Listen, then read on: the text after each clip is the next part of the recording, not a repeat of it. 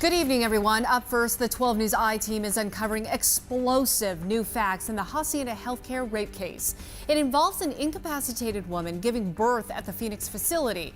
The newly released police report is more than 600 pages on the initial phase of an investigation leading cops to their suspect, Nathan Sutherland. Team 12's Ryan Cody joins us live with what we're learning about the investigation tonight. Ryan? Well, a lot of the reports coming out over the last several months are now being confirmed by what police heard from employees at Hacienda Healthcare. But we're also learning new details about suspicious behavior from the suspect. And now that he's facing rape charges, some of these details making a little bit more sense. One of our patients just had a baby and we had no idea she was pregnant. Did anyone know about it?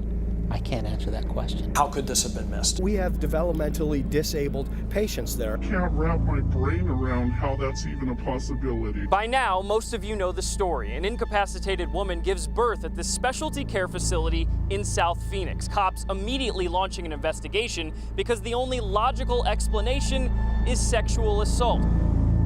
And this is what investigators are finding. A police report more than 600 pages long, interviews with dozens of employees at Hacienda Healthcare, some casting an early suspicion on the eventual suspect, Nathan Sutherland. One person telling cops he was acting different. He used to be positive, but then became distant, going through a divorce and possibly on the brink of suicide.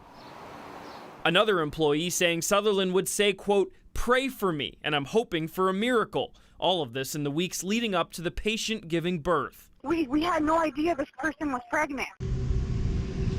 The report also confirms this particular patient was only permitted to have female caregivers, but not everyone thinking that applied to nurses as well.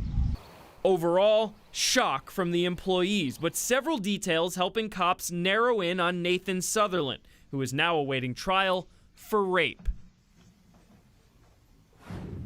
Now, most of the employees were initially surprised during their interviews with police because welfare checks were performed on the victim every 15 minutes or so, and it would be odd for her to be alone with the door closed for any extended period of time. The I-team is continuing to pour through the report, and we'll bring you those details tomorrow. Guys, back over to you. Ryan, thank you. If you have any tips about this story, please email the 12 News I-team at connect@12news.com. You can also find us on Facebook and Twitter as well.